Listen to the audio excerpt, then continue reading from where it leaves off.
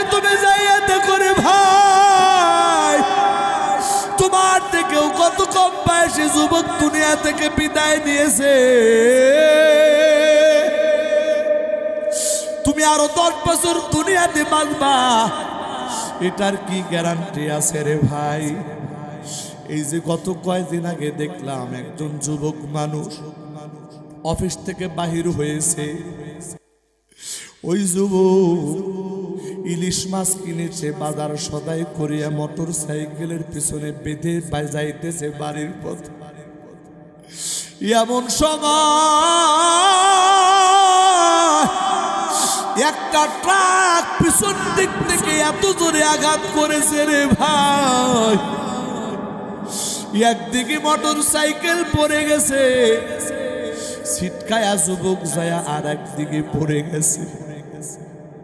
ওই যুবকের ওই যে মাছের যে বাজার করেছে, এই মাছগুলো রাস্তার মাঝখানে পড়ে আছে। আরে ওই যুবক দুনিয়ার মানুষের চাহিদা পূরণ করার জন্য দৌড়াইতেছিল, কিন্তু আমার আল্লাহ ওই যুবককে দুনিয়া থেকে নিয়ে গেল রে ভাই।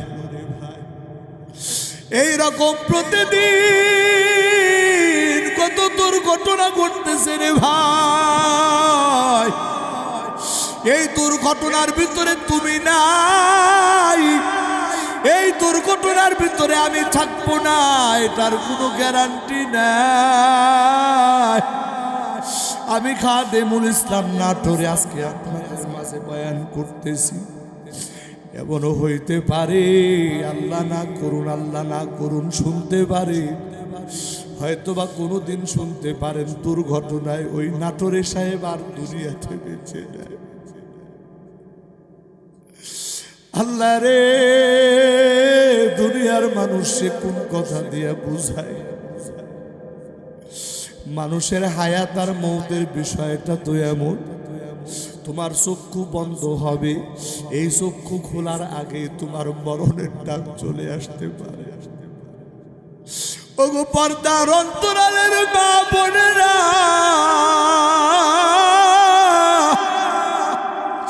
ও যুবক ভাইয়েরা,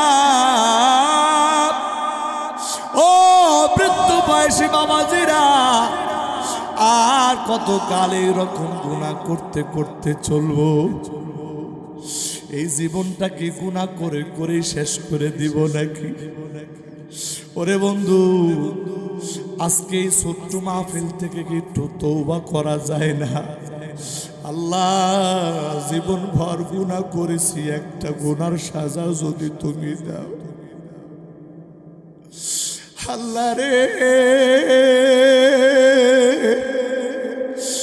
একটা গুনার সাজা যদি তুমি দাও রে মালিক, ওই আযাব বরদাস্ত করার ক্ষমতা আমাদের নাই। একটা বার কেন ভাবো না রে বন্ধু? কেন একটা বার এই চিন্তা হয় না? ও বন্ধু,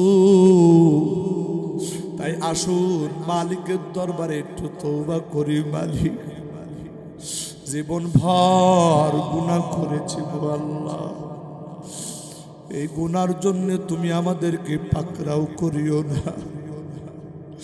যদি পাকড়াও করো রে মালিক, আমাদের তো বাঁচার কোনো উপায় নাই। আমার আল্লাহ সকলেরই তোমার বাড়ির